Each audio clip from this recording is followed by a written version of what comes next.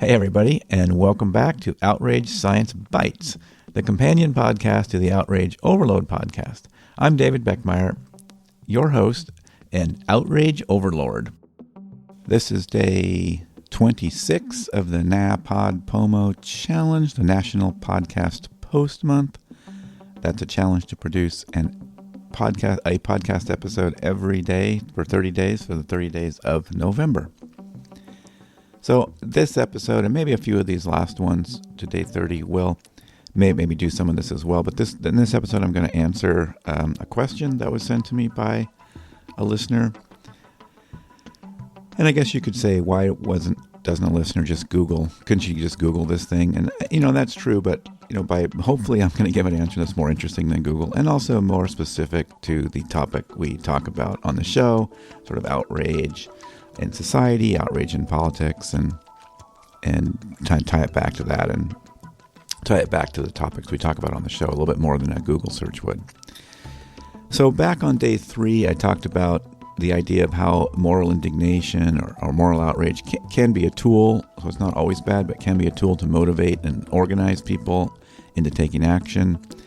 And somebody got back to me, a listener got back to me and talked about how is this sort of like anger versus passion, and asked me to talk about that and sort of how do different newscasters sort of present anger, or how is that presented by different newscasters. And so I'll talk about that a little bit.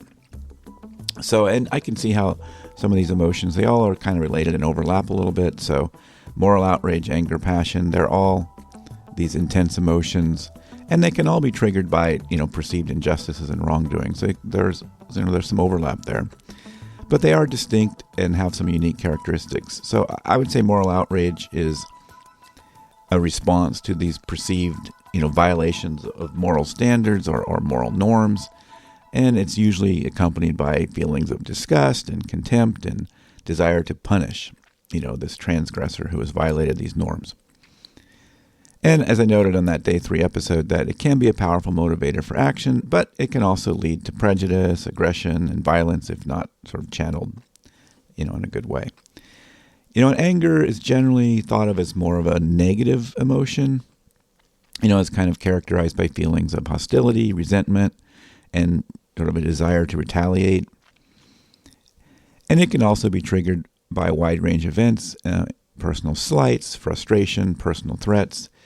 And again, like moral outrage, anger can be a powerful motivator for change, but it can also lead to impulsive actions, poor decision-making, and aggression.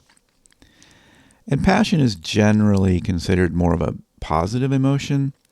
It's usually characterized by feelings of enthusiasm, excitement, a strong commitment to a particular cause or belief.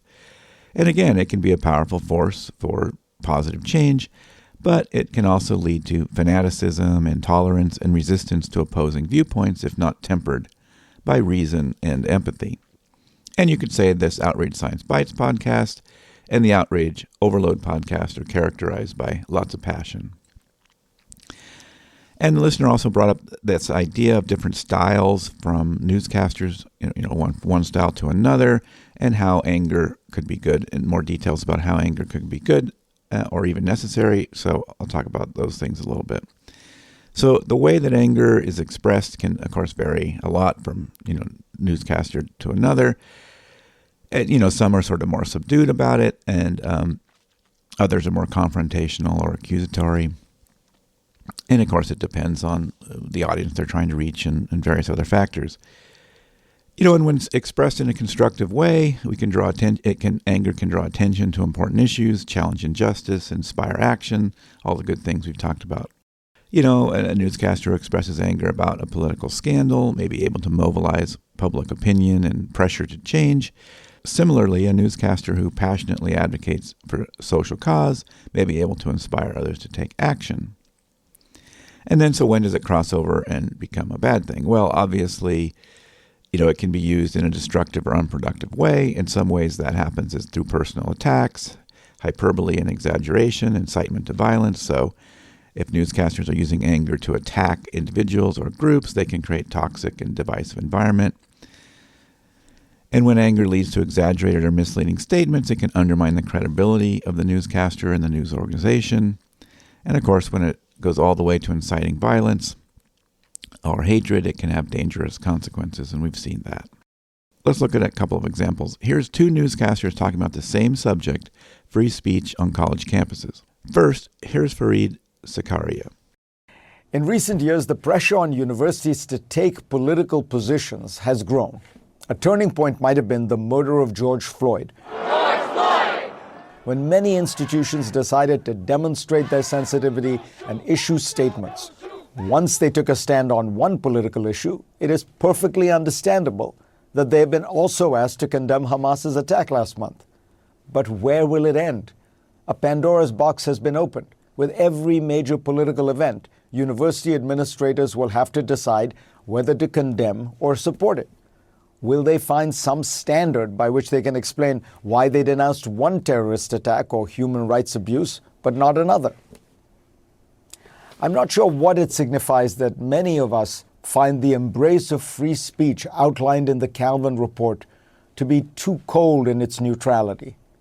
We want our institutions to endorse our own passions and points of view. But can they do that in a diverse society in which people disagree so strongly on so much? I fear that far from bringing us together, the path we are on will drive us further apart. And here's Tucker Carlson. On the other hand, it's really kind of ominous because our meritocracy is essentially fraudulent and our system is completely rigged for the benefit of a few.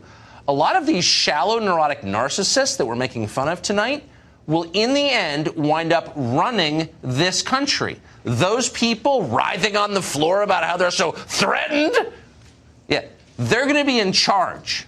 They shouldn't be, but because the system is rigged, they will be. They'll be making the decisions that affect your life and the lives of your children and grandchildren. And these are the people who literally couldn't care less about the First Amendment or any amendment or, in fact, any document that might limit their power in any way.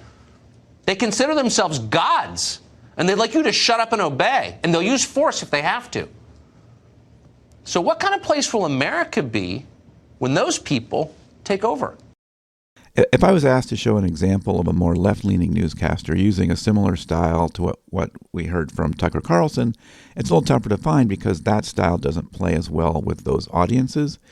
And that doesn't mean that you don't find that kind of thing on the left, but it's not always on the newscasts. A better left-leaning example of personal attacks would not be newscasters, but would be late-night comedy. Here's Jimmy Kimmel. We are still learning more about what went on in the days leading up to the attack on our Capitol on January 6th, and it's even crazier than the crazy we previously thought was so crazy. Turns out the calls were coming from inside the House and the Senate. Trump's chief of staff, Mark Meadows, reportedly was texting with 34 Republican lawmakers, exchanging ideas and suggestions for how they might be able to overturn the election and keep Trump in office. The list includes all the usual suspects: Ted Cruz, Marjorie Taylor Greene, Jim Jordan, Louis It's like a gang of Batman's dumbest enemies. But one of the more notable texts that was released, Meadows got a text from South Carolina Representative Ralph Norman 3 days before Biden took office.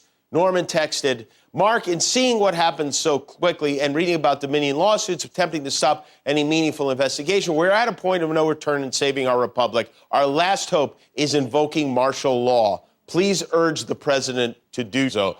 But instead of martial, he spelled it Marshall, like the chain of off-price department stores. And if martial law doesn't work, we'll mobilize the TJ Maxxinistas. Building on the concept we discussed on the Outrage Overload podcast, I recently spoke with Tammy Piper of the Dignity Index. They've developed a valuable tool that rates speech on an 8-point scale ranging from dignity to contempt. That system can be incredibly helpful in identifying when our message crosses the line into unproductive or even harmful territory. So to sum it up, anger can be a powerful tool for good when used constructively, but it can also be destructive when used inappropriately. When it comes to newscasters or late-night comedians, they have a large megaphone. It would be terrific if they used their platform responsibly and expressed anger in a way that is productive and ethical. However, as we've discussed on several of these Outrage Science Bites episodes, such as Day 10, Day 11, and especially Day 25, as well as a major theme of the Outrage Overload podcast, the incentive structures for bad behavior are powerful. The money and power that comes with those tactics is very compelling. So we can't really expect harmful outrage messaging to disappear anytime soon. That means that we have to shift our approach to consuming information. By becoming more vigilant, mindful, and discerning consumers of content, we can mitigate the negative impact of this harmful messaging and maybe even initiate that positive cascade effect that could reverse the trend and greatly reduce outrage messaging. So if you like these little episodes, you may like the long-form Outrage Overload podcast. You can find that at outrageoverload.net. And you can also find past episodes of Outrage Science Bites that I referred to in this episode by scrolling down at the bottom of the outrageoverload.net website. There's a link to Outrage Science Bites, and you can find all the past episodes there.